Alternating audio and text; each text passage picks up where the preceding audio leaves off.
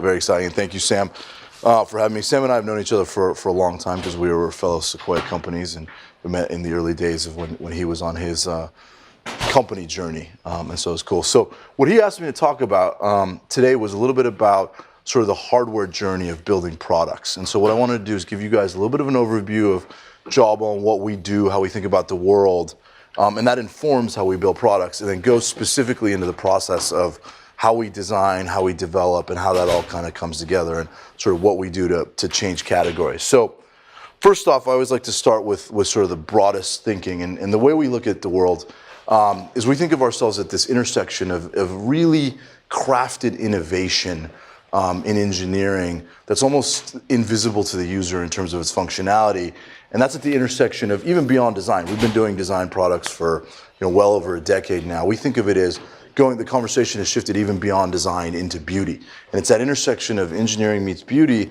and the whole point is to help people with a better life with technology.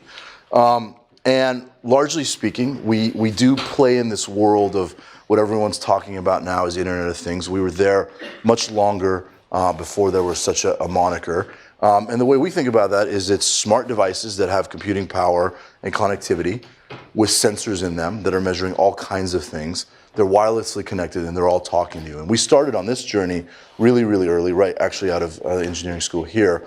And we were developing core technology. We decided to build consumer products around that. Our first consumer product was the headset. We sort of created a headset that became a wearable computer. It was the first Jawbone headset. That was when we started thinking about wearable computing. We then invented the wireless speaker space around Bluetooth audio, and I'll talk a little bit about that journey. And then most recently, we focused our attention on sort of this whole wearable health revolution and using a lot of the sensors that we did in the first generation of headsets and applying them to other parts of the body to understand more about users. So our view of this world, having been here for a long time, is that it's a little bit of a mess in the Internet of Things. Everything in the world is smart and connected, and everything has an app built to it. That doesn't mean that it's easy for users, right? Your microwave, your refrigerator, your car, your Xbox, your Xfinity, Comcast, everything has an app. It doesn't talk to each other. It's really confusing for the user. So we think that there's a desperate need for an organizing principle around all of this. And this is sort of the core of when we start to think about how we build and opportunities to sort of create products. We think about where is the world going. And so if there is going to be such a world that everyone's talking about around the Internet of Things, which is happening, you do desperately need these organizing principles so that it's easier for users to understand how to come in and interact with these services. So we think the thinking needs to shift from being less about the actual things to being about the individual user. And so ultimately, when everyone's talking about wearables, and you have things like Google Glass, and you have the stuff that we do, and Apple Watch, and all this stuff, ultimately what we believe is that when you have things that are on your body 24/7, they become this kind of perfect context engine for everything in the world around you, right? So my phone is not on me, it's in my jacket or sometimes on the charger, but my app is on me, and it understands everything that's happening with me. It's tracking my heart rate, it's tracking my respiration, it's tracking all these different things. And when I say context engine, I know I can tell the smart thermostat, my Nest, that I'm hot or cold. That device doesn't have that understanding. I can tell it's hot, that device I'm hot because I'm sick, I went for a run, it's hot outside.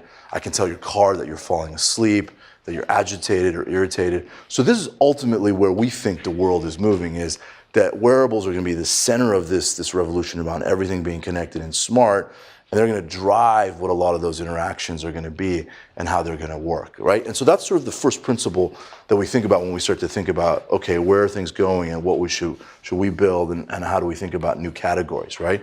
So in order for the vision of what we're talking about to happen, you actually need to be great at almost everything. We need to be great at what we call the full stack. We have to be amazing at building hardware. And these are hardware experiences that people have to keep on all the time, right? You have to wear them 24/7, because if you don't, then everything that I'm talking about is sort of a castle in the air, right? You can't actually create a service that people engage with or get lots of data off it to then go power all these other things if it doesn't start with great hardware. So that's where we start. We try to build, these magical experiences in hardware. They're absolutely powered by software. We have developed world-class software application expertise. We've got to be as good there from an engagement perspective as something like an Instagram or WhatsApp. And then on the data side, we've got to know what to do with this massive amount of information. and process it and push it and have it work for the user. So we really see ourselves as being at the intersection for the first time of a company that's doing hardware, software, and data as three kind of equal stools that have to work together in order to unlock that experience around something that's on you, knowing what's happening, and then talking to the rest of the world around you. So that's a pretty key piece of what we do. I think it's different than what a lot of other companies do, and it allows us and requires us to play at all levels of the stack. Now, this was a complicated thing for us to put together because typically, people who are great at hardware understand mechanical engineering, electrical engineering, how those things interact, how you build at scale, how you build tools, et cetera. They're not typically great at building software and services, right? It's a very different discipline, a very different skill set. So when we first put those pieces together, that created a lot of really interesting friction in the company. Our software and application team was so used to moving really, really fast and iterating, whereas in the hardware world, you've got to take your time because your iteration cycles are much more deliberate. You have tooling that takes 16 weeks. You can't just tweak stuff and you can't hack it in the same way. And so what was interesting to see as we put all these pieces together, the hardware team learning to move faster, the software guys thinking more about how do they resolve experiences before you actually have to ship it versus just throwing something out and A/B testing it. And then the data science sort of informs all of that with sort of more information to make different kinds of decisions. So how do we think about, how do we build products, how do we change categories? First of all, everything for us is a system, right? We don't think about it discretely just as a piece of hardware, or discretely as an application, or discretely as a platform. We think about it across the whole thing. And so this is an example with Up, right, where we have these tracking sensors on the body, algorithms there. It connects to the phone where you have this engaging application and service experience. We use the sensors in the phone.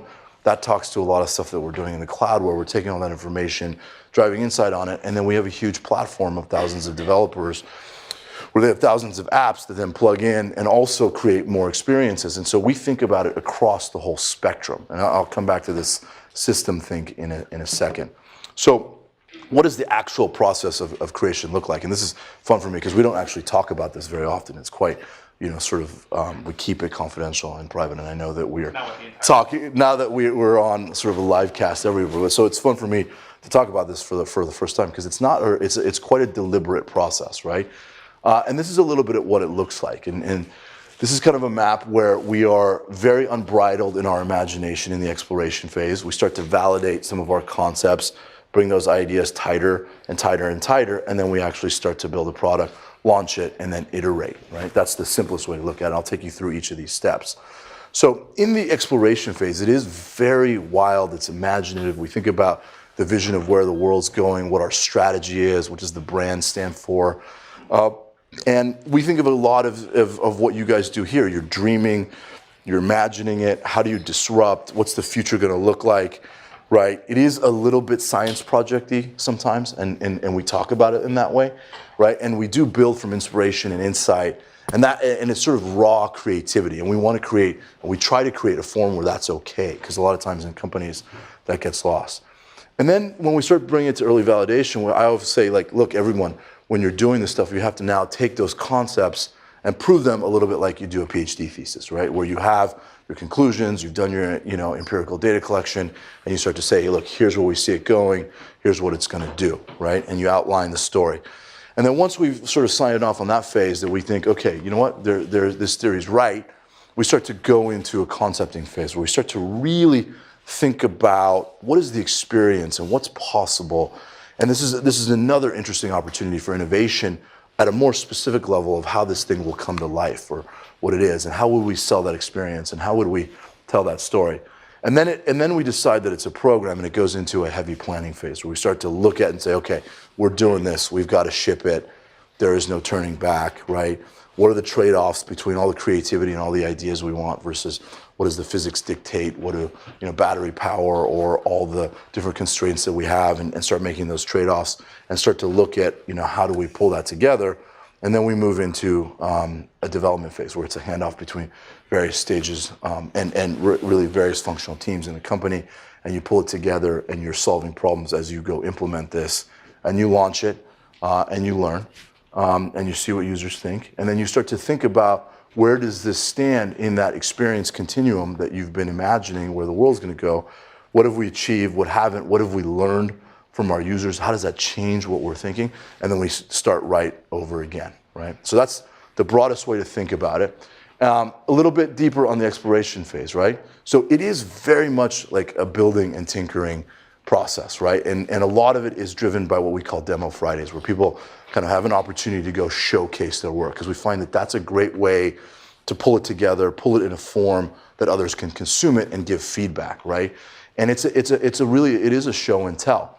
Obviously, hackathons are a big part of it. There's lots of data that gets driven, and it's led by our strategic development team, which is traditionally called sort of an R&D team. And there's participation from product and engineering, both hardware, software, but they're sort of taking a back seat, and they're looking at what these explorations are, right? And the executives in the company at this phase are more of a sounding board. They're there to poke and prod and tell people, hey, think about this, or did you try that? How does that work, right?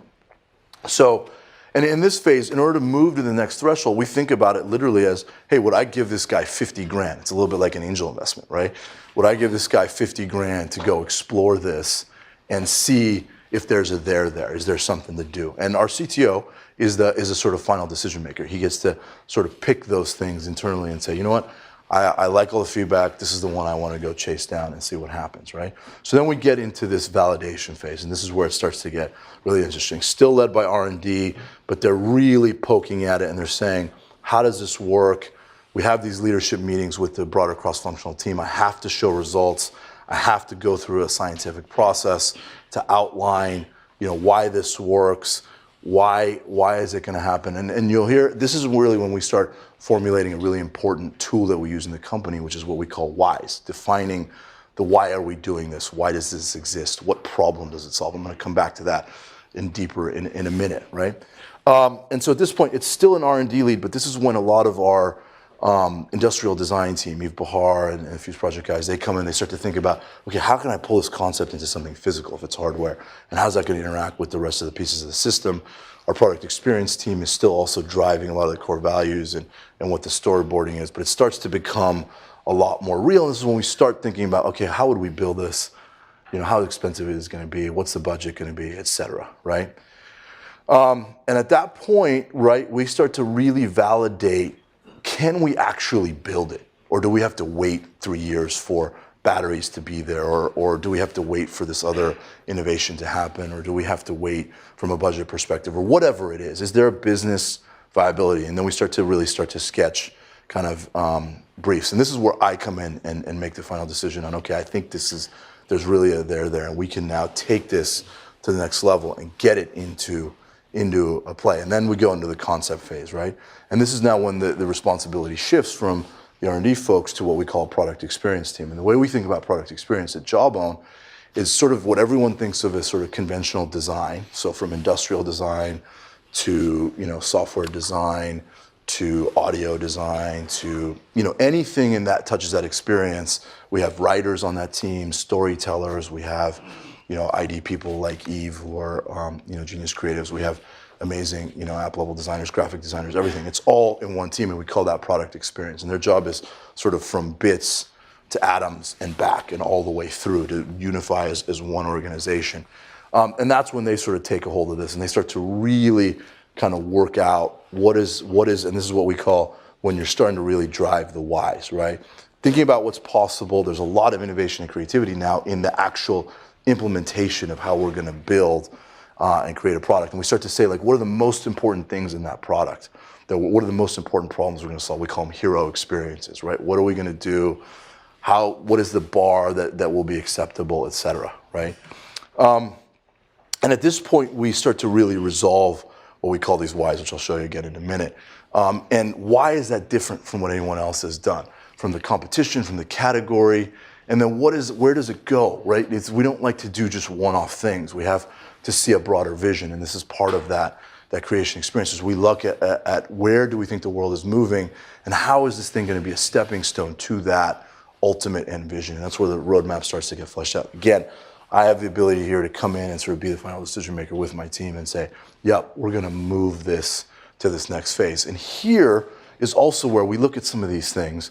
And when I get into some of the specific examples, we have fast track programs, right? So we took for example, the Jambox, when we were in this phase, and we said, we're not going to go through the other phases, we're going to go straight into the development process, right? Because we want to get this thing out, we want to test it in market, and move really quickly. So we have the ability to sort of circumvent our own process now and say, like, okay, let's go really rapid, and fast track it and recalibrate kind of the go-to-market possibilities, right?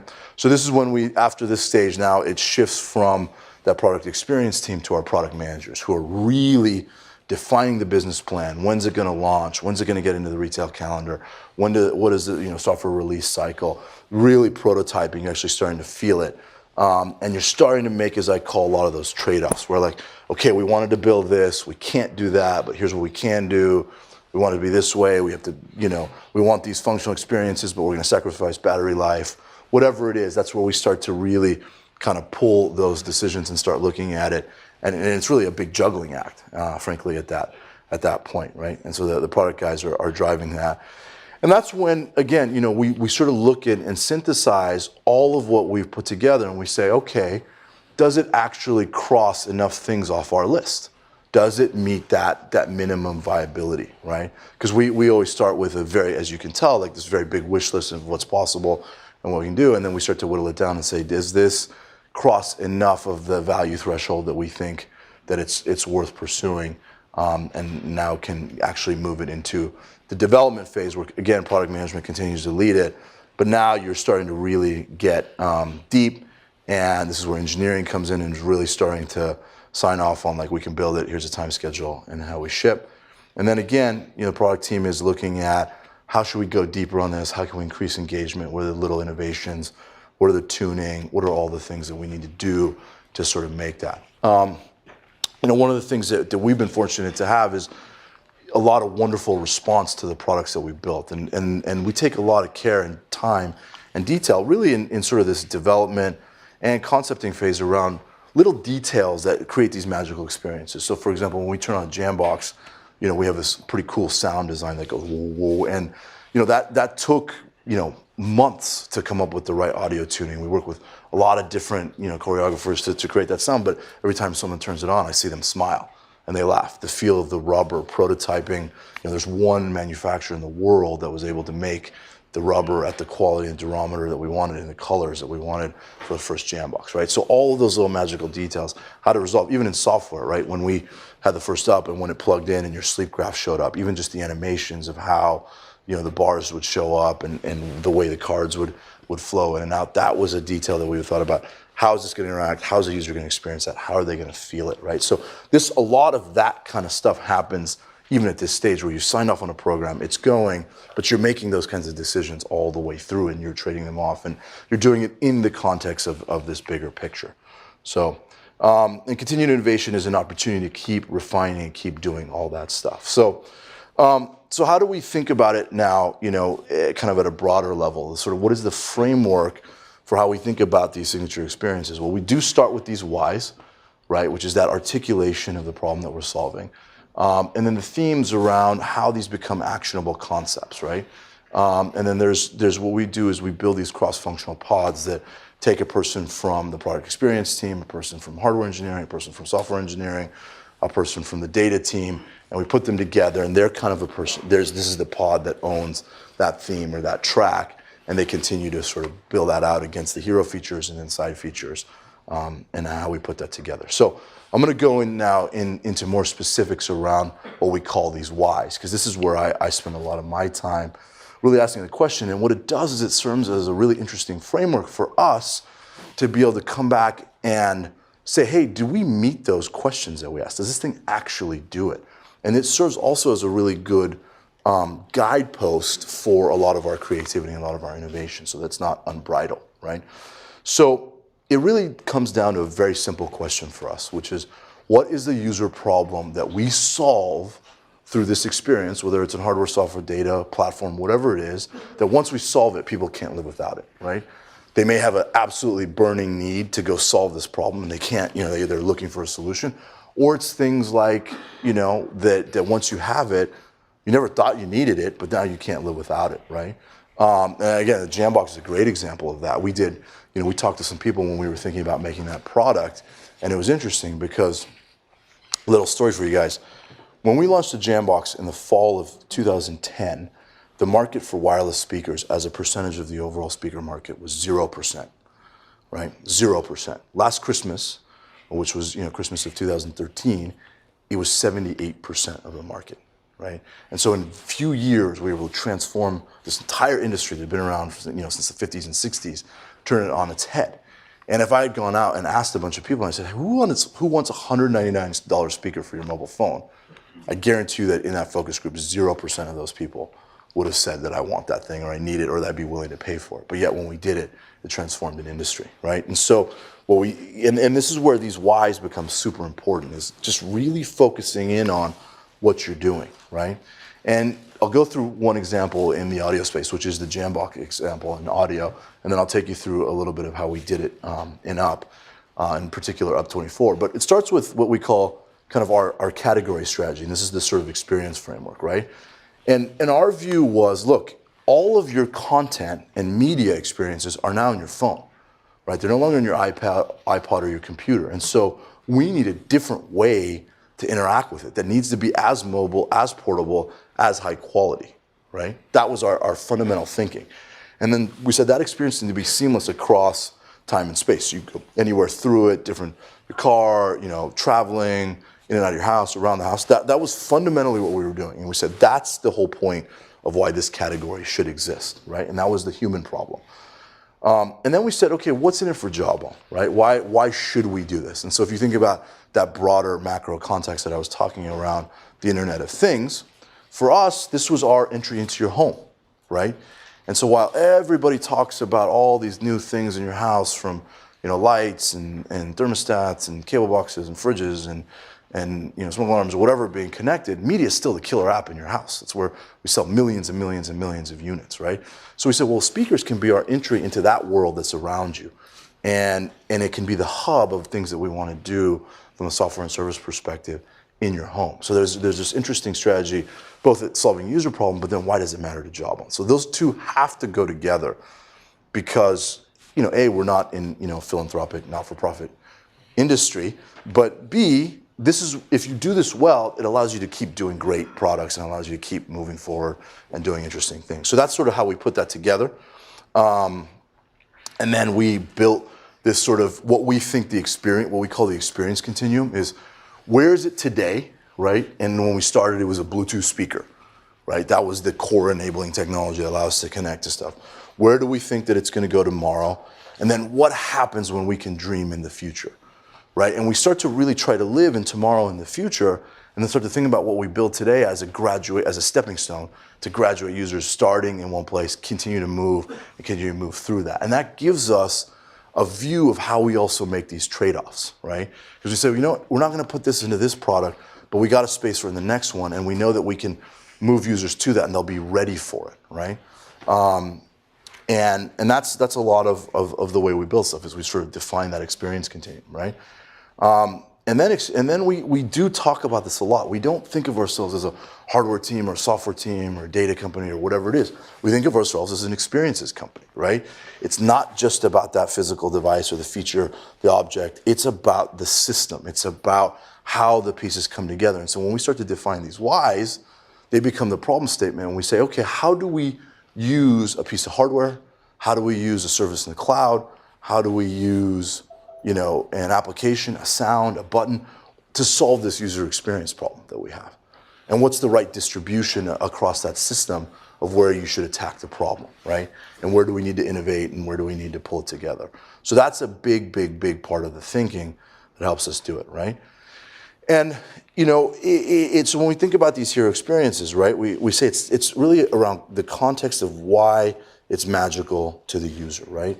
And then, like I said, the system is a flagship. And then it has to go to a level of emotional connection, right? Where you feel without it, you're lost. Like, I'm going to go back home and get it if I don't have it, right? And so those are the kind of principles that govern all these things. And we have to keep asking ourselves those questions. Is it doing that? So we pull this all together in experience framework. This becomes essentially a brief for your engineering team and your design team and all the people that work on this in the company, that they can go back to and say, what are we doing and why are we doing it? And how does that work? And then how do we create against that, right? And then we have a sort of whole process. Blueberry is one of the internal code names. But the user experience process starts with a bit of research. So we do actually listen to users and talk to them, but we talk to them in a very specific way. Start looking for those key insights. We concept it, and then we start to build, right?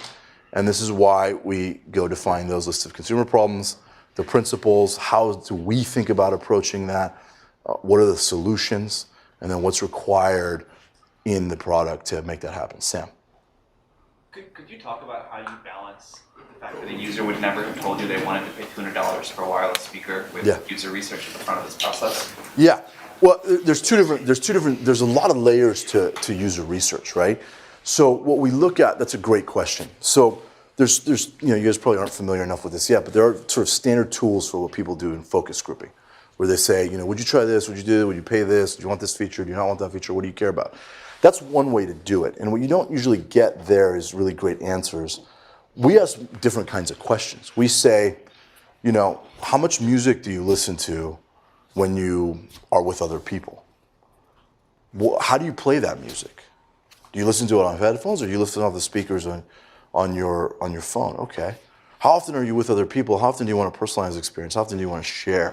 So we ask a lot of questions. We just ask different ones. And we don't ask them specific things about, do you want this or do you want that? We ask them, how do they behave? How do they live?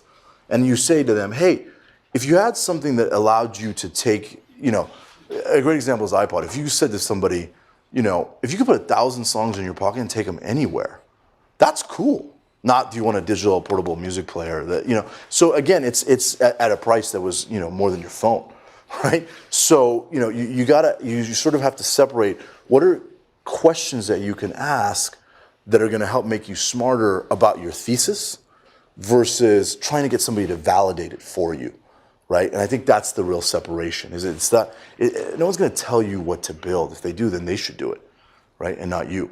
And so you're the one who's making that decision. You've got the thesis. You've got the creative idea. You've got the innovation.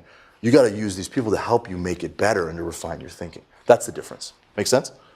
Got it. Okay.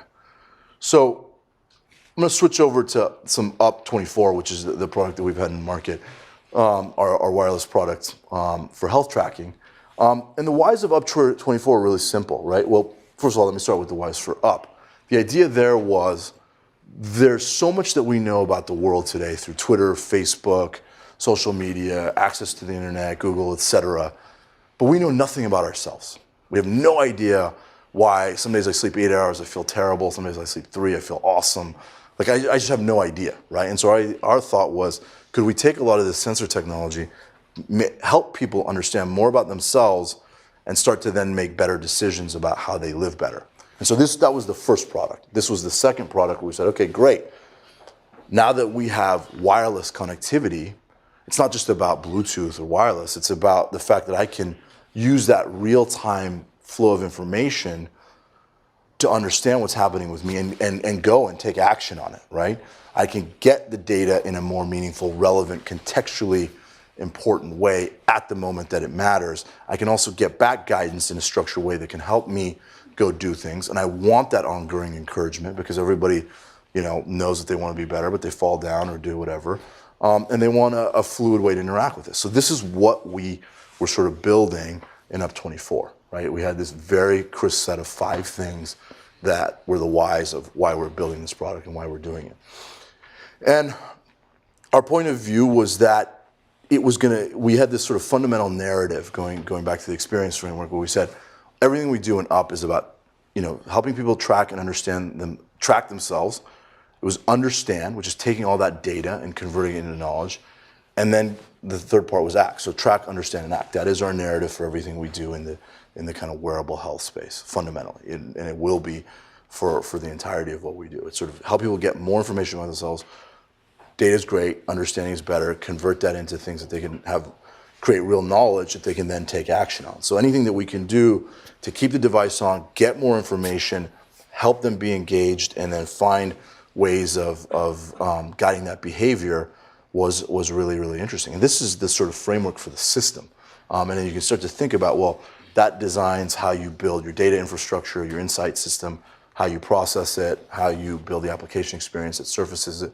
And this is a little bit more of a blowout around track, understand, and act, right? So we got it, and this is the tracking part is really fundamentally about the hardware too. It's sort of how do you design the batteries, how do you design the embedded systems, the materials, the way it latches on you, how easy is it, so that you create the habit of keeping it on your body, right? Then you got to take all that data, and it's not just visualization of information. Like, if I told you guys' heart rate was 75, is that good or bad? Who knows the answer to that question? I don't. It depends, right, on what you're doing and who you are and what's happening. So just the data surfacing is not enough. You got to contextualize why that matters, turn it into action. And that's the third part, right, is action is key. So let me understand the data. Let me understand that when I work out at 4 o'clock, I get 4 more hours of deep sleep at night. That's awesome. So let me get a reminder at 4 o'clock to go work out or do whatever, right? And that's what we've built. And that's a lot of infrastructure to sort of create that experience. But that's how we build software. That's how we build hardware. That's how we build sort of the whole system. And then often we will talk about different kinds of users and what they care about, and what we think our user base is made of. And who's more into weight loss, who wants this sort of social acceptance, who are people who are vain, that just want to look better.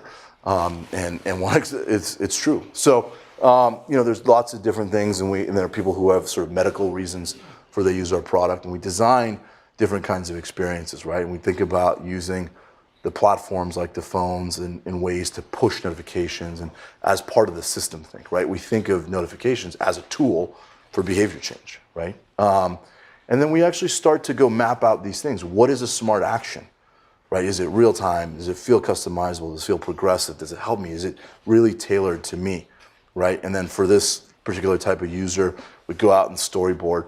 And then these storyboards go to our design engineering teams who work together, and they actually start to build off of this. And what this does for us is it creates a nice set of constraints.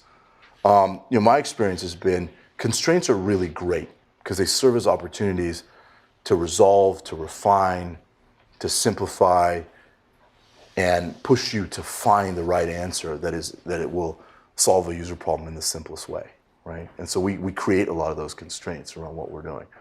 This is the sort of storyboarding for getting someone to the goal and how they do it and what we use in real time. So and then we put in sort of the secondary experiences, right? Which is if we can do this and we can fit it in, it's not too cluttered or confusing, we'll put it in. So that's a little bit of a snapshot into how we build. And we have a few minutes left, so I'd love to answer any questions or. Yeah, the questions would be great. Yeah.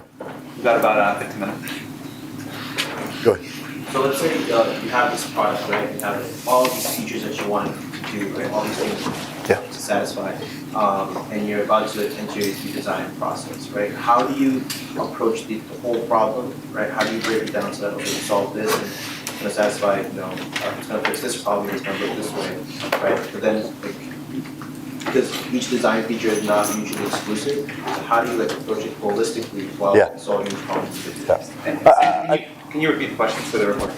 Yeah, I mean, I think the question was, when you have a number of different features and functions that you're trying to build, how do you look at it at a system level to understand, not within that one silo what the trade-offs are, but what the trade-offs are across the entire system?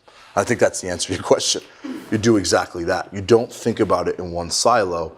You have to force a lot of, when it's a small team, it's really easy because you guys are all sitting around a table, you're looking at each other, you're making those decisions in real time. As you get bigger in a larger company, you have to force a lot of communication where everyone's in a room and that person says, you know what, if you constrain me in this way, then I can't get the quality spec that you need me to make. And this guy is going to say, well, if you do that and you give me that much space, then I can't fit all the algorithms in at the battery performance that you want.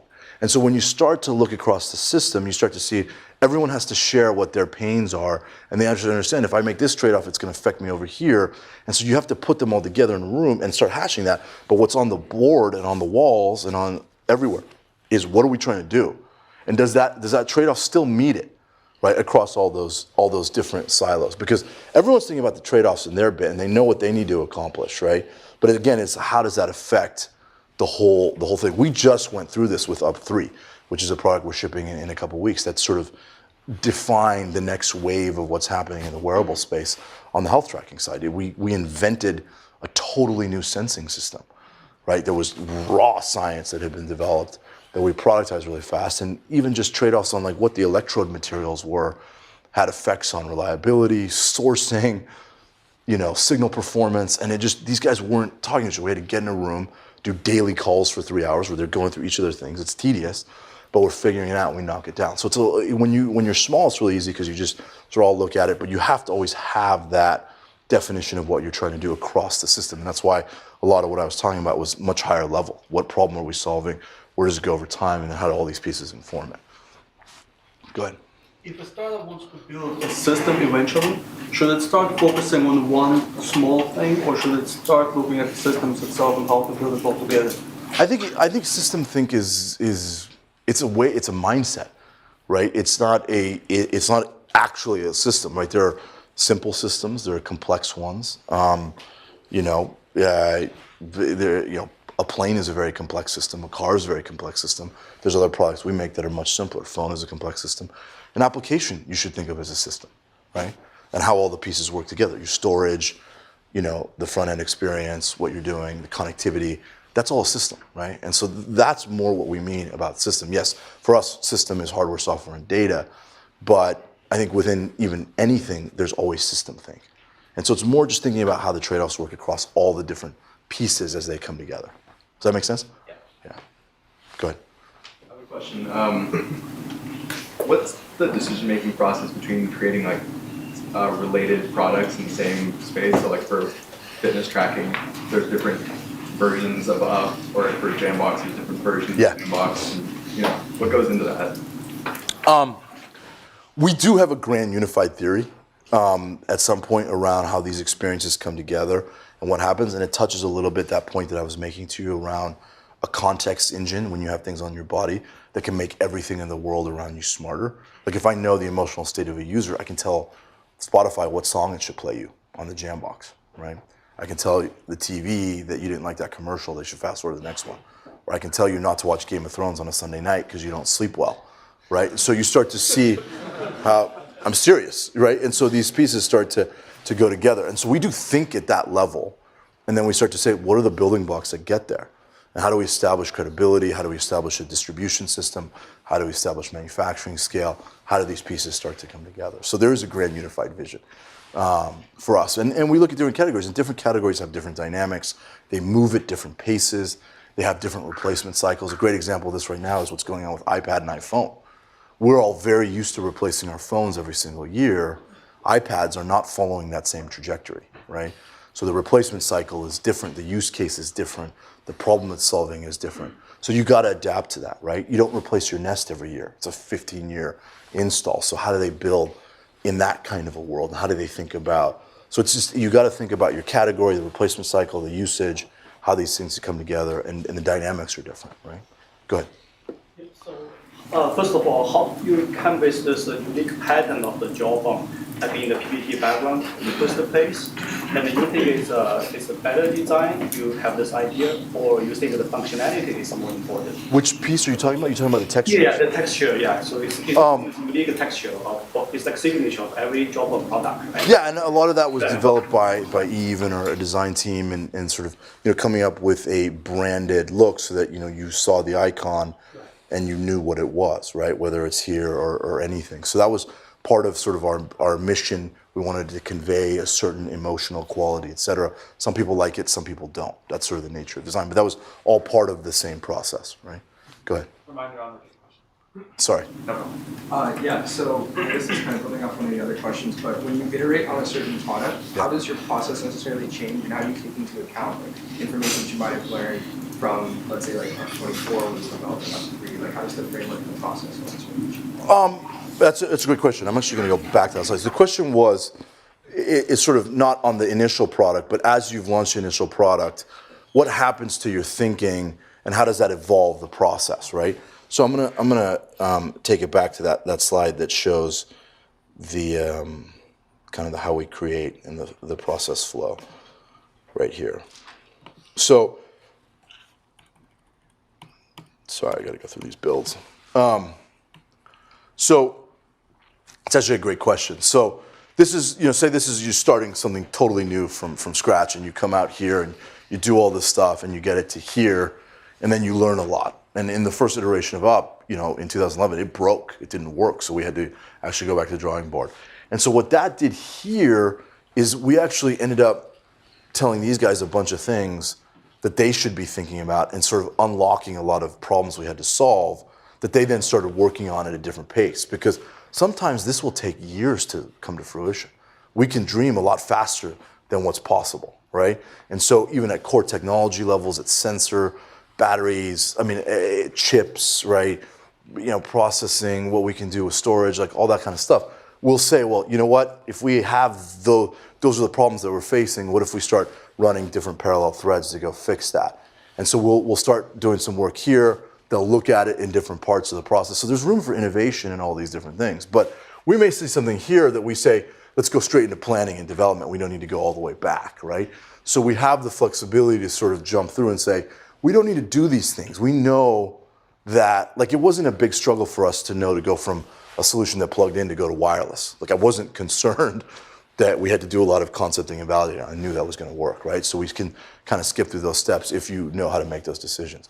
What this is more for us in a lot of ways is a way of kind of taking a lot of innovative spirit and creativity and giving it a very focused way to actually get out, right? And so that's the way we think about it. We have the ability to sort of go back and forth and skip over steps as necessary. Go ahead. I'm just curious, how large is Jawbone now in terms of the number of employees? And then as you add more employees, what were some of the kinks that you encountered of having, not just a group of 5, but more people working on one project and then everybody getting heard, or some of the organizational tools to facilitate that? Yeah. Smooth, That's a good question. So the question is, how big are we? And then as we grew from few to many, how did it change our thinking around process and tools and how we kind of work together, right? So we're about 500 people, and we have a very remote setup. We've got an office in Sunnyvale, headquarters in San Francisco, office in Seattle, Shanghai, Pittsburgh, London, and so we have a very distributed team that poses a lot of interesting communication challenges, but also allows us to get where the talent is and where there are interesting people in specific areas that we're doing. I would say the single biggest thing that we continue to always try to get better at is that communication between all these different people working in different ways and forcing them to sit at the table and say, here's what I'm working on, here's where my trade-offs are, this is what I think it should affect you, listening to other people and sort of understanding it, and then remembering that we are building this system and here's what happens when all the pieces come together, and then how do we solve problems. But it's a lot of that, forcing that communication and doing things like I literally on Up 3 have a daily call that's 2.5 hours with the entire team, from materials, sourcing, manufacturing, design, sensor, firmware, mechanical engineering, all together, and they all have to sit through each other's updates, but then understand what those trade-offs are, and I sort of force that communication. So, go ahead. At what point did you decide to expand, and how did you decide where to expand to first? You're talking about so the question is, how do we decide to expand and when? Or is that geographical? Is that our team? Is that markets? And how did you find the connections to reach out to the other? I think a lot of it, some of it's deliberate. We sort of say, obviously, we build a lot of things in China, so we need to have a presence there and manage things. So at some point, we got big enough that we wanted our own team on the ground. We've expanded sales. I think we're in 56 countries globally, 100,000 points of sale. So that was, we started in North America, we went to Europe, we went to Asia. Now we think a little bit differently about when we launch, what geographies we go to. So it's some of it's deliberate and planned, some of it takes time. And again, it's part of that, we want to be here, here's how we want to grow, we want to migrate our business this way. And then a lot of it is also opportunistic, right? There are markets that we've entered where, we had a really good partner, or we had a really, strong proposition, or the culture was really well suited to what we were doing. For Up, China's a huge market for us. We went in with Apple in Apple stores, and that was a great stamp of credibility, and we sort of rode that wave. So, again, but we knew we wanted to be in China, and that was a great entry point for us. So I think it depends on what you're doing specifically and what's appropriate for that situation. Go ahead. Why haven't you made any headphones? I mean, for us, like any category, I get asked about a lot of different things. Headphones is sort of one. For us, it's like, when we come into a space, we want to blow it wide open and make sure we have a proposition that makes it better for the user than what's there today, and make it better in sort of an order of magnitude or 2 order of magnitudes and do stuff. So sometimes the market's not ready. Sometimes the technology base isn't ready. Sometimes we're not ready. We don't have the right capabilities to synthesize and pull those pieces together. So it's a combination of factors, whatever the product or the category is. Right. All right, one more question. Go ahead, in the red sweater. Yeah, hi. For a hardware company or system company, the product development cycle is always a headache. Sam mentioned one early capacity. We'll try to run a hardware company like a software company. I was wondering if there anything you can share there. Are you trying to run Jawbone more like as much as close to a software company to get user feedback along the way in your development process? So I think the question was, hardware companies are sort of hard to run. They're different from software companies. How are we trying to run Jawbone, right? I would say there's no model for what we're trying to do. It's never been done before. So we feel like we're at the tip of the arrow. We're putting together disciplines that have never had to work side by side to create experiences. It's very painful sometimes. It's very fun. We try to take the best of everything, try to take the best practices of what make rapid software iteration, testing and development, deployment, try to apply that to hardware. We try to take the resolution that you require in hardware and apply that to software design, because web software is very different than mobile software. And it turned out that building mobile software was actually a lot more like building hardware, where you actually had one shot and you had to get it right out of the gate. So we try to take the lessons from each place and make ourselves really good.